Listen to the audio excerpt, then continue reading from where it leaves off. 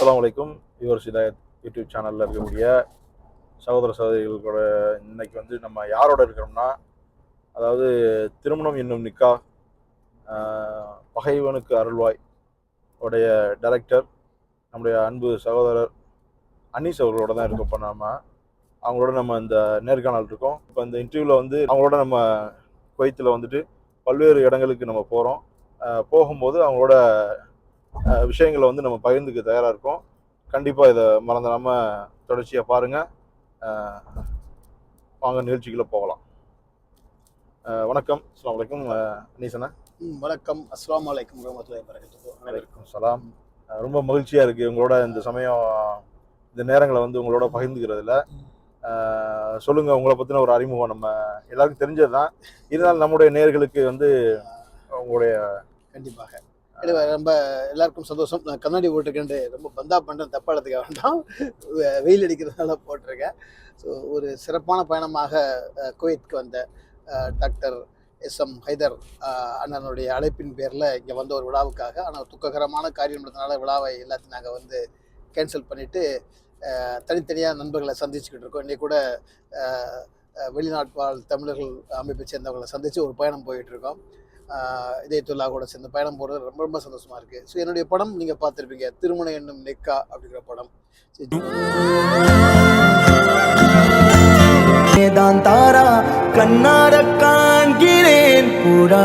அபு, உன் கல்யாணத்துக்காவது பிரியாணி போடுவல்ல? என் கல்யாணம் உங்க தலைமையில தான் சார் நடக்கும். ஜெய் நஸ்ரியா நடிச்சு 2014 படம் ரிலீஸ் ஆன படம். இப்போ வந்து நான் வந்து நடிகர் சசிகுமாரை வச்சு பகைவனுக்கு அருள்வாய்ங்கிற ஒரு படத்தை வந்து டைரக்ட் பண்ணியிருக்கேன். மிக விரைவில் வரப்போகுது.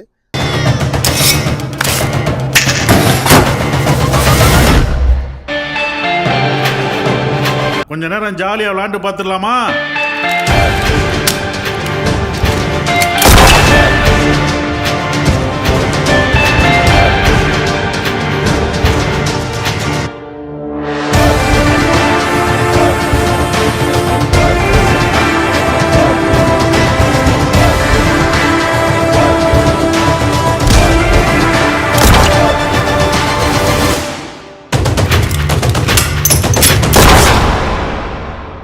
அதுக்கிட்ட வந்து நீங்கள் கலர்ஸ் டிவியில் ஜமீலான்னு ஒரு சீரியல் பார்த்துருப்பீங்க. அதில் ஒரு ஷோ ரன்னராக இருந்தேன்.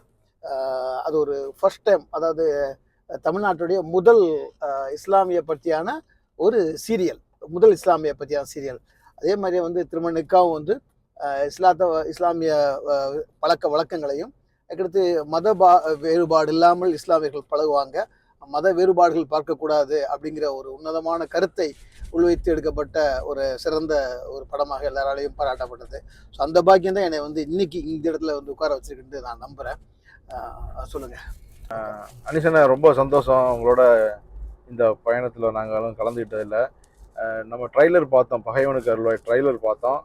அது வந்துட்டு அந்த கதைக்களம் வந்து ஒரு ஜெயிலில் பற்றின கதைக்களம் மாதிரி தெரியுது. ஏன்னா அதில் வர்ற அந்த ஃபைட் சீனாக இருக்கட்டும், அதில் வந்து சசிகுமார் வர்ற தோற்றங்கள் வந்து ஒரு 1998, 97, இந்த 85 இந்த மாதிரி ஒரு கதைக்களம் மாதிரி தெரியுது. அந்த ஜெயில் வந்து சம்மந்தப்பட்ட மாதிரி தெரியுது. எப்படி சார் படம் எப்படி போச்சு, எப்படி இது வரைக்கும் வந்திருக்கு? கண்டிப்பாக இல்லை, பொதுவாக வந்து ஒவ்வொரு படத்துக்கு நான் ரொம்ப மெனக்கிடுவேன். அதிக நாட்கள் எடுத்துக்கிறது ஒரு என்னுடைய பழக்கமாயிடுச்சு. அது வந்து ஒரு எனக்கு மைனஸாக கூட இருக்கலாம். தொடர்ந்து அடுத்தடுத்த படங்கள் பண்ண வேண்டிய விஷயந்தான் வந்து கோடம்பாக்கத்தில் இருக்கும். அடுத்த ஒரு படம் பண்ணோமா, ஏதோ ஒரு கதையை எடுத்தோமா, அது பண்ணலாம் சொல்லிட்டு போயிட்டே இருப்பாங்க. ஆனால் எனக்கு என்னமோ தெரியல, அப்படியே அமைஞ்சிக்கிறது. திருமணுக்காவே கூட நான் வந்து ஒரு கிட்டத்தட்ட ஒரு 6-7 படங்கள் பண்ணிட்டு ரொம்ப லேட்டாக தான் டைரக்ட் பண்ணேன். சிலவரெல்லாம் இன்னைக்கு வந்து ஒரு படம் உதவி இயக்குனர் ஆனாலுமே படம் பண்ணிடுவாங்க. ஆனால் திருமணுக்கா வந்து எனக்கு அந்த படம் பண்ணணும்னு சொல்லி நான் பார்க்காத தயாரிப்பாளர் கிடையாது, ஏறி இறங்காத ப்ரொடக்ஷன் கம்பெனி கிடையாது, நான் சொல்லாத ஹீரோக்கள் கிடையாது. அந்த டயத்தில் ஒரு பெரிய போராட்டம். ஏன்னா அந்த படம் தான் பண்ணணும் அப்படின்னு பிடிவாதமாக பண்ணேன். அதே மாதிரி அடுத்த படம் பண்ணணுங்கும் போது ஒரு வித்தியாசமான படமாக ஆகணுங்கிறதுக்காக இந்த படத்தை வந்து நான் வந்து எடுத்தேன். இந்த படம் வந்து ஒரு உண்மை சம்பவத்தை வச்சு எடுக்கப்பட்ட படம். அதாவது 2000 வந்து நான் டெல்லியில் வந்து ஒரு தியேட்டர் ஃபெஸ்டிவல் போகிறேன். அந்த தியேட்டர் ஃபெஸ்டிவலில் வந்து, அதாவது இந்த தியேட்டர் ஃபெஸ்டிவல்ங்கிறது வந்து நாடக விழா. நாடக விழா வந்து நாடகத்துக்கான ஒரு ஒரு விழா நடக்கும். அதாவது திரைப்பட விழா நடக்கும் பார்த்தீங்களா, அதே மாதிரி அப்படி ஒரு நாடக விழாவில் வந்து நான் வந்து ஒரு நாடகம் பார்த்தேன். அந்த நாடகத்தை அடிப்படையா வச்சுதான் இந்த படம் எடுத்தேன். இந்த படத்தை நாடகத்துடைய சிறப்பு தன்மை என்னன்னாக்க, அந்த நாடகத்துல நடித்த நடிகர்கள் எல்லாமே வந்து பெங்களூர் இருக்கக்கூடிய பரப்பன அக்ரஹார சிறையை சென்ற சிறை கைதிகள். அந்த சிறை கைதிகளை வச்சு பண்ண ஒரு நாடகம். வித்தியாசமா முயற்சியா இருந்தது. எப்படி கைதிகளை வந்து நாடகமா போடுறதுக்காக கூட்டு வர்றாங்க டெல்லிக்கு, ஜெயில இருந்து ஸ்பெஷல் பெர்மிஷன் வாங்கிட்டு கூட்டு வர்றாங்க. அத பின்னாடி வச்சு வந்து பண்ணதுதான், அதை பின்புலமா வச்சு நடந்தது. அதுக்காக வந்து சென்னையில இருக்கக்கூடிய புழல் மத்திய சிறைச்சாலை போய் உள்ள போய் சிறை இல்லவாசிகளை சந்திச்சு அவங்க கூட பழகி கிட்டத்தட்ட வந்து ஒரு 4 வருடத்துக்கு மேல நான் சிறை போயிருப்பேன். சிறை பல நேரங்கள்ல போயிருக்கேன், பல நாட்கள். எனக்கு வந்து 2-3 விஷயத்துல வந்து படம் எனக்கு டிலே ஆயிடுச்சு. அதனால மிக விரைவில் வந்து அந்த படம் திரைக்கு வர இருக்கிறது. அந்த படத்தை பத்தி நம்ம இந்த விஷயங்கள்லாம் நம்ம தெரிஞ்சுக்கிட்டோம். அடுத்து என்னென்ன ப்ராஜெக்ட் இருக்கு? இல்லை, அடுத்து ஒரு முக்கியமான ஒரு ப்ராஜெக்டுக்காக தான் கோயத் வந்திருக்கோம். ஸோ முதல் முறையாக வந்து தமிழ் சினிமாவில் வந்து வெறும் டூயட் பாடுறதுக்கும் வெறுமனே ஒரு வில்லன் வந்து தங்கத்தை கடத்துறான் அரபு நாடுகளுக்கு அப்படியும், ஏன்னா அரபிகளை வந்து அங்கே வந்து ஒரு பெண்களை வாங்கக்கூடிய ஒரு இதாக வந்து ஒரு 80s காட்டுவாங்க. இப்போ கொஞ்சம் குறைச்சிட்டாங்கன்னு நினைக்கிறேன். 90s வந்து பெண்களை வாங்குறதுக்காக வருவாங்கலாம் காட்டுவாங்க, காமெடியாக காட்டுவாங்க. அப்படி கிடையாது. ஆனாலும் நம்ம வந்து 2 விஷயத்த வந்து சொல்லி ஆகணும். இங்க இருக்கக்கூடிய நிறைய தமிழர்களுடைய பொருளாதார முன்னேற்றத்துக்கு மிக முக்கிய காரணம் வந்து அரபு தேசம். கண்டிப்பா மறுக்கவே முடியாது. நான் சின்ன வயசுல இருந்து நான் பார்த்துருக்கேன். என்னுடைய சின்னத்தாக்கள், பெரியத்தாக்கள், பலரும், என்னுடைய மாமாக்கள் பலரும் வந்து அரபு தேசத்துல இருந்து அவங்க வர்றதை நான் பார்த்துருக்கேன். அவங்க பொருள் வாங்கிட்டு வர்றாங்க. ஏதோ ஒரு வகையில வந்து நம்மளுடைய குமர்கள்லாம், நம்மளுடைய பெண்கள்லாம் கல்யாணம் ஆனது, நம்ம குழந்தைகள்லாம் படிச்சு முன்னேறதுக்கு ஒரு காரணம் வந்து இங்க இருக்கக்கூடிய தினாரும் இங்க இருக்கக்கூடிய இதுதான். ஸோ அது ஒரு வகையில் அதுதான். ஸோ அதை வந்து நிச்சயமா வந்து தமிழ் சினிமாவில் வந்து தமிழ் சமூகம் வந்து எப்படி நினைக்கிறாங்கன்னா, அவங்கள வந்து ஒரு வகையில் வந்து ஒரு காட்டு மிராண்டியாக தான் நினச்சிட்டு இருக்காங்க. அவங்களுடைய தண்டனை சட்டங்கள், இஸ்லாம் சொல்லக்கூடிய சரியத் சட்டங்கள்லாம் வந்து ஒரு கொடுமையான சட்டங்கள் அப்படின்ட்டு இருக்காங்க. ஆனால் அப்படி சொல்லவே முடியாது. ஒரு வகையில் பார்த்தாக்க நம்மளுடைய முத்தலாக்குங்கிற விஷயமே வந்து ஒரு வகையில் வந்து ரொம்ப நேர்மையான ஒரு நியாயமான விஷயம்தான். ஒருத்தர் வந்து தொடர்ந்து ஒரு 3 முறை சொல்லிட்டு ஓடிடுவாங்கலாம் சொல்லுவாங்க. கிடையவே கிடையாது. கிளிச்சுண்டன் மாம்பழம்னு ஒரு படம் இருக்கும், பிரியதர்சன். அவரு பிரியதர்சன் சாருக்கும் மோகன்லால் நடிச்ச படப்பிடிப்பு கூட ஷூட்டிங் போயிருக்கேன். ஏன்னா மோகன்லாலுடைய ஒரு படத்துல வந்து உதவியை கூட நான் ஒர்க் பண்ணப்ப மோகன்லால் சார் வந்து என்னை வந்து ஒரு விஷயமா வந்து ஒரு இன்டர்வியூக்காக கூப்பிட்டு நான் வந்து போனேன். எனக்கு ஒரு 2 நாள் தங்க வச்சாரு. அப்போ அந்த படம் வந்து என்னுடைய அதிர்ஷ்டம் கிளிச்சுண்டன் மாமனுடைய படப்பிடிப்பு நடந்துகிட்டு இருந்தது. அந்த படம் வந்து இந்த படமா வருமா அப்படின்லாம் நினைக்கல. சௌந்தர்யா நடிச்சிருந்தாங்க. ஆனா முத்தலாக்கை பற்றி பிரமாதமான பதிவுனாக்க அருமையான பதிவு. 3 வெவ்வேறு காலகட்டங்கள்ல வந்து ஒரு பெண்கள்ல வந்து எந்த விதத்திலையும் வந்து அடிமைப்படுத்தாமல், அவங்களுக்கான அநீதி இல்லாமல் நீதியை வந்து பிரமாதமான சொல்லக்கூடிய விஷயம் தான் வந்து முத்தலாக் விஷயம். அதே மாதிரி இங்க இருக்கக்கூடிய சரியத் சட்டத்தை வந்து அரபு நாடுகள் இருக்கு. ஆனா அதை வந்து ரொம்ப தவறுதலா வந்து நம்மளுடைய பொது வெளியில வந்து பதிவு பண்றாங்க. அதை வந்து இந்த படம் வந்து முதல் முறையா வந்து நேர்மையான படமா பண்ணக்கூடிய விஷயமாக இந்த ஒரு கதைக்களம் கொண்டு வரும். அதோட வந்து இங்க உழைக்கின்ற மக்களுடைய ஒரு சிறிய வழியை வந்து மக்களுக்கு உணரணும். ஏன்னா ஏதோ ஒண்ணு அவங்க கல்ஃப்ல போய் இருக்காங்கிறதுக்காக நம்மளுடைய உறவினர்கள் வந்து கடன் கேட்பாங்க. என்னமோ வந்து அவர் வந்து கோடி கோடியா சம்பாதிக்கிற மாதிரி பார்த்த ஒரு சகோதரரை பார்த்து, ஒரு ஆடு மேய்ச்சிட்டு இருக்க ஒரு சகோதரரை பார்த்து சந்திச்சு பேசணும். ஏதோ அவர் வந்து கல்ஃப் போனாலே வந்து அவங்களுக்கு வந்து தங்கம் வருது, வெள்ளி வருதுன்னு சொல்லிட்டு அசால்ட்டா வந்து ஒரு பணம் கேட்கக்கூடிய. ஆனா இங்க உழைக்கிறவங்க மக்களுடைய உழைப்பு வந்து சாதாரண விஷயம் கிடையாது, நேர்மையான உழைப்பு. அந்த உழைப்பையும் இந்த சட்டத்தை வந்து அதோட வந்து அரபிகள்ங்கிறவங்க வந்து ஒரு காட்டு முன்னாடிலாம் கிடையாது அப்படிங்கிற விஷயத்தையும், ஆனாலும் அதுலயும் வந்து சில விஷயங்கள் விதிமுறைகளும் இருக்கு. சில பேர் இருக்காங்க, அவங்களும் திருந்தணும் அப்படிங்கிற ஒரு அருமையான நோக்கத்தை உள்ளடக்கிய ஒரு கதைக்களத்தோட இந்த பயணத்தை இங்க வந்திருக்கேன் குவைத்துல. நிச்சயமா இந்த படம் வந்து ஒரு மிக முக்கியமான பதிவா இருக்கும். அடுத்த படத்துடைய இங்க வந்துட்டு நம்ம அதோடைய அந்த வாழ்வியலை வந்து இங்க வேலை பார்க்குறவங்களுடைய வாழ்வியலை பார்க்கணும் தான் களத்துல வந்து நீங்க வந்து இப்ப பாக்குறத நம்ம பார்த்தோம். இங்க வேலை பார்க்குறவங்களோட அந்த பணி செய்வர்கள் வந்து எவ்வளவுலாம் கஷ்டப்படுறாங்க. இப்போ இங்க எவ்வளவு டிகிரி வெயில் போய்கிட்டு இருக்கு. இந்த ஒரு நிலையிலையும் வந்துட்டு அவங்க வந்து இந்த இடத்துல ஒர்க் பண்றத பார்க்கும்போது ரொம்ப நமக்கே ஒரு இதா இருக்கு. பார்த்தோமா இல்லையா? இப்ப ரூம் நம்ம பார்த்தோம், அந்த ரூமை அந்த ரூம் அறைகள் பார்த்தோம். அந்த ரூம் வந்துட்டு ஒரு ஏசி இல்ல, ஒண்ணுமே இல்ல, தகரம். நம்ம அதாவது ஹோட்டல்ல இருந்து வெளியே வரும்போதே எவ்வளவு ஒரு இதா இருந்துச்சு, வெக்கையா இருந்துச்சு. ஆனா இந்த ஒரு பொட்டல், எந்த ஒரு நிழல்ல இல்லாத ஒரு பொட்டல்ல இந்த அந்த ட்ரெண்ட்லயும் சரி நினைச்சு பார்க்கவே முடியவே இல்லை. ஆடு ஜீவிதம் ஒரு படம் இருக்கும். அந்த படம் வந்து மிக முக்கியமான பதிவு. அந்த படம் அது மாதிரியான ஒரு பதிவுகளை வந்து தமிழ் சினிமாவில் இல்லைங்கிற ஒரு ஏக்கம் வந்து எனக்கு எப்பவுமே இல்ல. நம்ம இது மரியான் வந்துச்சு, நம்ம மரியான் பண்ணிருப்பாங்க. அது ஒரு ஆப்பிரிக்கன் கண்ட்ரிக்கு போன ஒரு படமா இருக்கும்.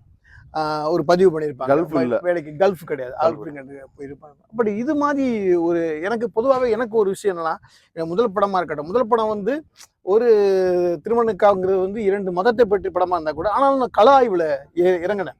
கல ஆய்வுல வந்து ஷியா முஸ்லிமா இருந்தா, சன்னி முஸ்லிம் உருது பேசுறவங்களுடைய வீடுகள் எப்படி இருக்கும், அவங்க எப்படி பேசுவாங்க, அவங்களுடைய பண்டிகைகள் எப்படி இருக்கும், அது அவங்க பண்டிகை அவங்க மட்டுமே கொண்டாடக்கூடிய வீட்டில் நடக்கக்கூடிய பண்டிகை, முர்ஷித் மாதிரி விஷயங்கள் எப்படி இருக்கும். அதே மாதிரி ஐயங்காரருடைய, அது வடகலை ஐயங்காருடைய ஆவணி ஆவட்டம் எப்படி இருக்கும், அவங்களுடைய திருமணம் மெத்தேடு எப்படி இருக்கும், அது ஒரு கல ஆய்வோட இதை நான் பண்ணியிருப்பேன். அதே மாதிரி தான் வந்து ரஹ்மான் கேரளா இப்போ பண்ணக்கூடிய படம் வந்து பெரிய கல ஆய்வு. அதாவது சிறைச்சாலை முழுதுமே சென்று சிறையில் வாசிகளை சந்திச்சு அவங்களோட பயணமிட்டு அவங்க உள்ளே போய் அவங்களுக்கு வந்து நிறைய பயிற்சிகள், மனவள பயிற்சிகள் கலைகள் மூலமாக பண்ணி அவங்கள வச்சு ஒரு ப்ளே பண்ணி அவங்கள வந்து படத்துலேயும் நடிக்க வச்சுருக்கேன், பாடவும் வச்சுருக்கேன். அதே மாதிரி இந்த படம் பார்த்தீங்கன்னாக்கா வெறுமனே வந்து சென்னையில் உட்காந்து கோடம்பாக்கத்துலேயோ ஊட்டிலேயோ ஈசிஆரில் மகாபலிபுரத்துலையோ ரூம் போட்டு கதை எழுதாமல் அந்த களத்தில் வந்து அந்த களத்தை வந்து ஆய்வு பண்ணி இந்த படம் பண்ணணுங்கிறதுல வந்திருக்கிறது வந்து ஒரு பெரிய முடிவு. உங்களோட இந்த வந்ததுலேருந்து உங்களோட பல விஷயங்களை பகிர்ந்துட்டு இருக்கோம். உங்களுக்கு இந்த சினிமாவுக்கு வர்றதுக்கு நீங்கள் காரணமாக யாரும் இருந்திருப்பாங்கல்ல, அப்படி இருந்ததில் யாராவது இருக்காங்களா உங்களுக்கு? மிகப்பெரிய அதிர்ஷ்டமான ஒரு விஷயம் நடந்ததுனாக்க, லைஃப்பில் வந்து மதுரையில் வந்து நான் அமெரிக்கன் காலேஜில் படிக்க வந்தது தான். ஸோ அமெரிக்கன் காலேஜில் நான் வந்து தமிழ் இலக்கியம் படித்தேன், பிஏ தமிழ் இலக்கியம். அதுவும் வந்து ஒரு புகழ்பெற்ற கல்லூரி. அது வந்து ஒரு கிட்டத்தட்ட 138 வருஷத்துக்கு மேலே ஆக போகுது கல்லூரியில். அந்த கல்லூரியில் தமிழ் துறையில் வந்து என்னுடைய பேராசிரியர் வந்து சாலமன் பாப்பையா, புகழ்பெற்ற பட்டிமன்ற பேச்சாளர். ஐயா மாதிரி திருக்குறளுக்கு வந்து தினம் ஒரு குரல் வந்து அப்போ முன்னே வந்து பேசிகிட்டு இருப்பார் சன் டிவியில். அந்த மாதிரி எங்கள் ரொம்ப பாப்புலரான ஒரு ஆள். அவர் வந்து எங்களுடைய ஹெச்ஓடி. அவர் கீழே வந்து நான் வந்து சுதானந்தான்னு ஒரு ப்ரொஃபஸர், பிரபாகர், மிக முக்கியமான வந்து பிரபாகர் அப்படிங்கிற ஒருத்தர் மாணவர். ஸோ அமெரிக்கன் காலேஜ் எனக்கு வந்து கண்ணை திறந்தது. அதாவது சினிமா மட்டுமே கிடையாது, சினிமாவை கடந்து நிறைய விஷயங்கள் இருக்குங்கிறது வந்து எனக்கு அமெரிக்கன் காலேஜ் தெரிஞ்சு. அப்போ எங்கள் அமெரிக்கன் கல்லூரியில் வந்து நான் வந்து நாடக குழு வச்சுருப்பாங்க. அதாவது மாணவர்களுடைய நாடக குழு, அதாவது அது வந்து கேம்பஸ் தியேட்டர்னு சொல்லுவாங்க, ஸ்டூடெண்ட்ஸுக்கான தியேட்டருங்கிறது நாடகம். ஸோ அந்த குழுவில் வந்து நான் வந்து ஒரு அங்கத்தில் நான் வந்து சேர்ந்து என்னுடைய 1ஆம் ஆண்டுலேருந்து 3ஆம் ஆண்டு வரைக்கும் நிறைய நாடகங்கள் நடிச்சிருக்கேன். நான் அதாவது தெரு நாடகங்கள், வீதி நாடகங்கள், ஸ்ட்ரீட் தியேட்டர் நடிப்பாங்க. ஸோ மக்கள் கூட்டியிருக்க இடத்துல போய் மக்கள் எல்லாத்தையும் ஒன்றா அசம்பிள் பண்ணி விழிப்புணர்வு ஏற்படுத்தக்கூடியது, சுகாதாரத்தை பற்றி, அப்போ வந்து எய்ட்ஸ் பற்றி, கல்வியை பற்றி, பெண் சிசு கொலைகளை பற்றி நிறைய நாடகங்களை வந்து நான் வந்து நாடகம் போட்டுகிட்டே இருந்தேன். அப்போ எங்கள் அமெரிக்கன் கல்லூரியில் வந்து நான் படிச்சுட்டு இருக்கும்போது நாடக பயிற்சி பட்டறை நடந்தாங்க, ஒர்க் ஷாப். அதாவது நாடகம் எப்படி நடிக்கிறது, எப்படி இயக்குறது, நாடகம் எழுதுறது எப்படின்னு சொல்லிட்டு அந்த பயிற்சி பட்டறையில் ஈடுபட்ட பின்னாடி நான் வந்து பிஏ தமிழ் இலக்கியம் முடித்த பின்னாடி, அதாவது அங்கே வந்து நாடகம் படிப்பில் வந்து எப்படின்னா மேடை நாடகத்தில் எப்படி நடிக்கிறது அதெல்லாம் இருக்கும், ஸ்கிரிப்ட் எப்படி எழுதுறது, லைட்டு, காஸ்டியூம், செட்டு. இன்னும் சொல்ல போனாக்க ஒரு பெரிய சந்தோஷமான ஒரு பதிவாக கூட சொல்லலாம். நான் வந்து 1996 நாடகம் படிக்க போனேன். இன்றைக்கி வந்து 2024 ஆயிடுச்சு. இன்றைக்கி வரைக்கும் இஸ்லாமிய பின்னணியிலிருந்து ஒரு மாணவரோடு இன்றைக்கி வரைக்கும் படிக்கலைங்கிறது வந்து எனக்கு ஒரு வகையில் வந்து நான் ஒருத்தர் படிச்சிருக்கேங்கிறது ஒரு பெருமையாக. அப்புறம் வந்துட்டு உங்களுடைய இந்த சினிமா வாழ்க்கையில் வந்துட்டு அந்த மாதிரி விஷயங்கள்லாம் வந்து யாரெல்லாம் தெரிஞ்சுக்கலாமா? கண்டிப்பாக நான் சொன்ன மாதிரி இன்னைக்கு ஒரு அடுத்த பார்டர்ல நிற்கிறதுனா காரணம் வந்து நான் வந்து திரைப்படத்துலேயே நான் வந்து வர்றேன். என்னுடைய முதல் படம் வந்து நான் தேவதைங்கிற ஒரு படத்தில் ஒர்க் பண்ணேன். ரொம்ப பரபரப்பான ஒரு படம் தேவதை. அதுக்கடுத்து மாயன் ஒரு படம், பாப்கார்ன் மோகன்லால் ரவிச்சந்திரன் சாரை பற்றி. ஆமாம், என்னுடைய முதல் படம் தயாரிப்பாளர் ஆஸ்கார் ரவிச்சந்திரன், சுரேஷ் சந்திரா, அஜித் சாருடைய மேனேஜராக இருக்கக்கூடிய புகழ்பெற்ற பிஆர்ஓ சுரேஷ் சந்திரா சார். அவங்க நிறுவனங்கிறது மிகப்பெரிய நிறுவனம். வானத்தை போலே படம் ஆரம்பித்து விஸ்வரூபம் ஐ வரைக்கும் பல வெற்றி படங்களை கொடுத்த வேலாயுதம். நம்ம ஜெய் அவங்கள பற்றி. ஜெய் வந்து இப்போ ஒரு படம் ஒரு தயாரிப்பாளருக்கு ஒரு இடத்துல கூட அவரால் வந்து ஒரு விஷயம் கூட அவர் வந்து எனக்கு மனம் வருத்த தரக்கூடிய ஒரு விஷயம் கூட ஒரு பண்ணாரு. நடிகர் தான் அவரு. ஒரு அருமை. அதே போல நசரியா அவங்க வந்து 2 நஸ்ரியா. காம்பினேஷன், அது நல்ல ஒரு காம்பினேஷனா இருந்துச்சு அந்த உண்மையில படத்துல. வந்து எனக்கு பல இடங்கள்ல அடையாளமா இருக்கிறது வந்து திருமணக்காவுக்கு அடுத்து நஸ்ரியாவும் ஒரு காரணம் தான். அதுக்கப்புறம் ஏன்னா நல்ல ஒரு கதைக்களத்தோட மீண்டும் இன்னொரு படத்தை அடுத்து தியேட்டர்ல பார்ப்போம். ம். அப்புறம் வந்துட்டு நம்ம இசையமைப்பாளர் ஜிப்ரான் ஜிப்ரான். தொடர்ந்து 2 படங்கள் வந்து அவரோட ஒர்க் பண்ணிக்கிட்டு இருக்கீங்க. அவரை பத்தின ஒரு விஷயங்கள். ஜிப்ரான் வந்து உண்மையில எனக்கு கிடைச்சது ஒரு பெரிய அதிர்ஷ்டம் தான். அப்புறம் நம்ம ஹைதர் சார் பத்தி சொல்லுங்க. ஹைதர் சார் வந்து அதுதான் என்னன்னா ஒவ்வொரு படத்துக்கும் ஒரு ஒரு தந்தையாக இருக்கக்கூடியவர்னா தயாரிப்பாளர் தான் கிடையாது. அவர் தான் கண்டிப்பா. அவர் ஒரு உணர்வாளர். அவர் வந்து ஒரு ஒரு மண்ணில் பிறந்து வளர்ந்து அடிமட்டத்துல இருந்து உழைச்சு அரபு கண்ட்ரில உழைச்சு இன்னைக்கு முன்னேறி பலரையும் வந்து வாழ வைத்திருக்கக்கூடிய வந்து இவங்க சேனலோட பயணமானது மறக்க முடியாது. தனிப்பட்ட ரீதியில் மட்டும் கிடையாது, உணர்வுபூர்வமாக அதேதுல்லாவுக்கு வாழ்த்துக்கள். இந்த சேனல் மென்மேலும் வளரணும். வழக்கமாக அவர் சொல்றத வந்து இவர் இதை இவர் கீழே உள்ள பெல் பட்டல இந்த சேனல்ல வரக்கூடிய தொடர்ந்து பல கண்டிப்பா. காணொளிகளை நீங்க காணலாம்.